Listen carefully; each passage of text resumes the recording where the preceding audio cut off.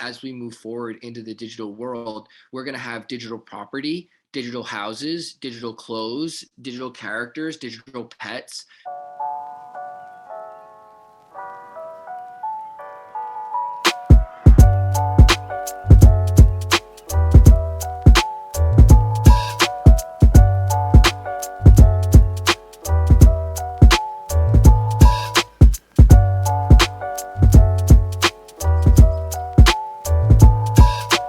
Welcome back to another episode of Sideline Stories. This is season 2, episode 2, and today we are joined by Jamieson. How you doing today, man? What's up, man? How are you? Doing well. You want to just give a quick intro into who you are? Yeah, sure. All right. So basically, I kind of started out my art, music career as a musician / rapper. A lot of other people started to ask me, yo, dude, who's doing your creative content? And I'm like, just me, like I'm one-stop shop, man. I do the cover art, I do the track list, I do the motion, I do everything. And people were like, wow, like could you do that for me? I just started learning, animation, Illustrator, like anything you can imagine that's creatively, digital, artistically, from After Effects. I taught myself. YouTube. I just sat and studied, did practice, trial and error, and here I am now. Now we're starting to see this kind of new era, this new digital movement, if you will, that could have major implications down the road. Everyone's talking about it, NFTs. Can you talk a little bit about, on a fundamental level, just how do you answer the question if I were to ask you straight up, what is an NFT? So an NFT, for anybody who doesn't know and kind of wants it broken down, it's something digitally in the digital space, whether that be the internet, the metaverse, your phone, like in somewhere that's non-physical, and basically it's a token. It's a non-fungible token.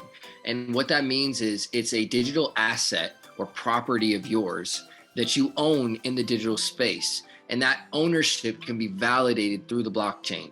So basically, depending on which blockchain you're on, it will, you can trace back to the time that something was bought, to how much it was bought for, who was the buyer, who was the seller, and it can't be, can't be cracked. Like that's basically, it's final. And so you could screenshot a JPEG and say that you own an image, but when Coca-Cola goes into your profile and says, do they own that Coca-Cola image? No, Coca-Cola does. They own it. They have the blockchain ownership of that NFT. And therefore you get your account taken down, banned, and now you owe them money. That's how it's going to work. And people in the beginning everyone's going to do a money grab, and they're going to think that they can get away with all this copyright infringement and, completely copying other ideas. But like Gary Vee said, like 80% of the projects in the space, 90% of the projects are going to go to zero, and they're not going to last because people are just doing this as a money grab. But for someone who's really trying to understand, this is something that as we move forward into the digital world, we're going to have digital property, digital houses, digital clothes, digital characters, digital pets, things that we like to do. Like, I know it sounds crazy, but if you've ever been in an app or you played Clash of Clans and you've bought anything with those digital coins, that's an NFT, like, if you will, like before, NFTs, like you're buying something that you never actually touch it. But you're getting joy out of it. You're using it, and it has a utility behind it. It can be artwork or have a utility. It's up to you. And I think changing the way we think about NFTs, it can be really hard, right? Because we don't know, there's a lot of unknowns. When you think about NFTs in your artistic journey, in your artistic career, how would you say you're thinking about it in not just a short term, like get rich fast? And how are you approaching it in more of a long-term approach? Perfect example.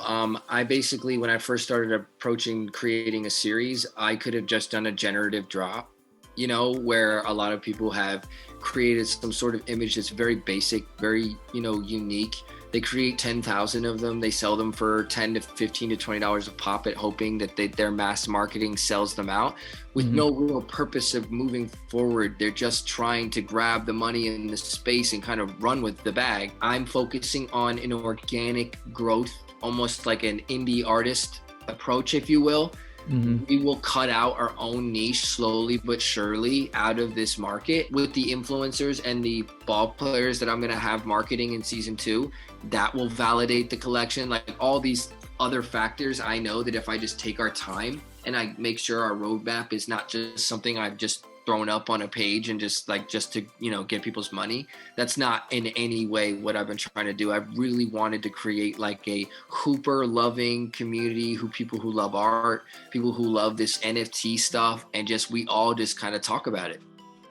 I think building the community and using your past experience, your wins and your losses and lessons learned as an artist, translating that to the NFT space. So just your reference to an indie artist, like I'm sure that there are NFT artists out there that A, don't have that experience or that perspective, but B, they're not thinking about it like what's going to lead to, like you said, the organic growth and the community that you're trying to build. Thinking about your first collection, I believe it's your first collection, Hype Hoopers. Can you talk a little bit about what inspired that and what you're hoping to accomplish with it? Yeah, I mean, absolutely. So before I made music, before I did, art and stuff, I played basketball. I mean, since I was a little kid, I've always been a basketball player. I mean, unfortunately, I never went pro. I mean, I would have loved to.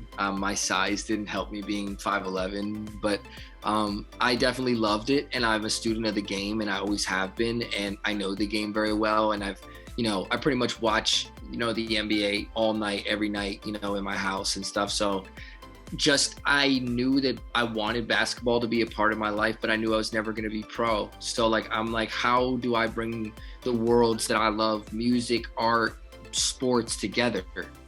And this NFT space is literally giving me a bridge to across to all of them. I could, all the people that join are going to be music loving, hoop loving, anime, style people. And I'm not going to, anyone who comes into the Discord or is in part of our community is not going to really have to explain themselves to anybody, because we already know how you joined. So obviously you saw what this is about and it spoke to you. So I already know what type of person you kind of are. So we have basketball chats, what games are on tonight in the Discord. People will talk about what teams they're fans of. We got people from all over the country, all over the, different places. And that's kind of the beautiful thing about it is how could I bring basketball, something I couldn't be pro in, and make it into the art world? And I'm like, well, art's not even in the sports world, an athlete puts out an album and we don't even take it serious. They're a painter and we don't really take it serious. You're a basketball player, stick to basketball. That's what everybody says. And so the past 2 years, I've really been working with athletes and trying to get their passion projects out there, trying to get the stuff outside of basketball. Cause I know they're talented at basketball, but there are a lot of guys outside of that can do a lot more than that. And why just limit them to their sport when they're so talented as rappers, as JJ Redick has one of the best podcasts. As we wrap up, is there anything else you'd like to add? Any shout outs or where people can find you to follow along with the journey? For sure. I mean, just basic socials. I mean, you can follow me at This Is Jamieson, Jamieson, on Instagram. You can follow my NFT project, Hype Hoopers, which is Hype, HYPE _ Hoopers, HOOPERS, on Instagram. And yeah, same on Twitter for Hype Hoopers. And for the most part, that's where I'm going to be online, to touch base with me. Everyone should go check out his creative art, his NFT projects.